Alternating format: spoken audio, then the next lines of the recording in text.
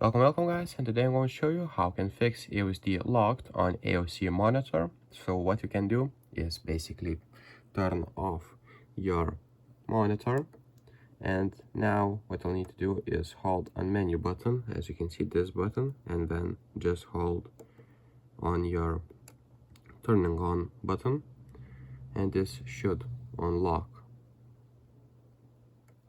AOSD. Let's try. It should work.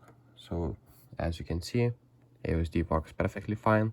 And to lock it again, just basically turn off the monitor, hold on the menu button, and that's pretty much it. Just do a reverse movement.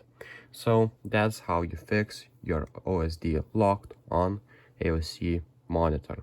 So if this video was helpful, please make sure to subscribe to Guide to Everything, comment down below for the algorithm, and see you in the next one. Peace.